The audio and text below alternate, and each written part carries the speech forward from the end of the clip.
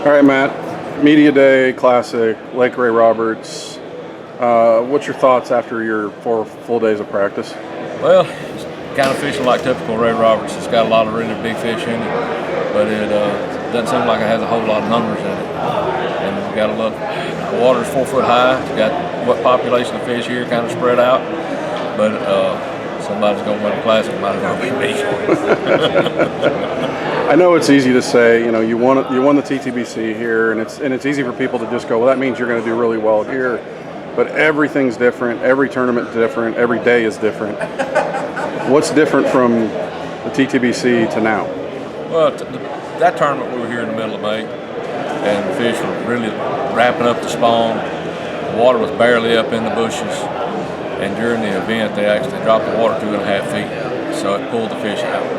This time we're here, the water's been steadily rising the whole time. We've come through the most unusually wet, cold spring that we've ever had in the south, I believe.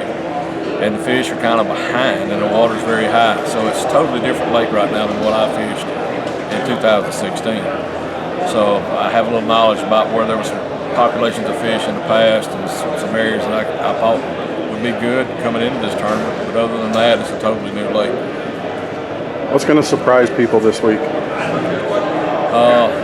The techniques that are used a lot, really. I mean, some of it's going to be standard issues. There's going to be a lot of flipping and pitching. There's going to be a lot of what you would call swim jig type stuff going on.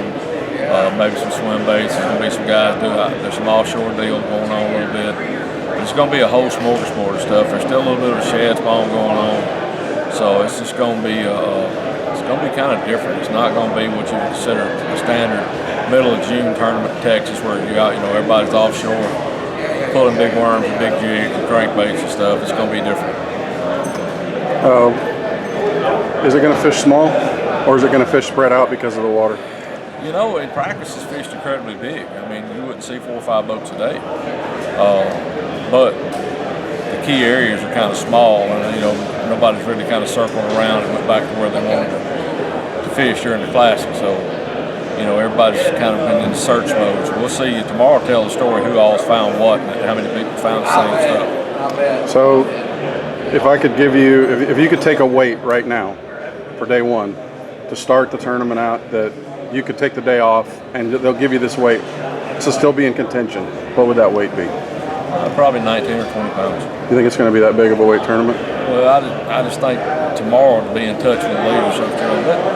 Every day you're going to have guys that's going to catch 18 to 20-something pound bags. I mean, you can see a 30-pound bag here. There's really big fish in this lake. But to do it multiple days is going to be a real challenge. So if history that I know of on this lake duplicates itself, it's going to be hard to catch them multiple days. And it's going to be hard to catch them in the same area multiple days. So it's literally going to be fly by the seat of your pants. The guy that wins this tournament is going to be the guy that gets on the track. Because you're going to have to run multiple days differently. You're going to have to be willing to forget what you done yesterday and go do something else today. Thanks, brother. Thanks, sir.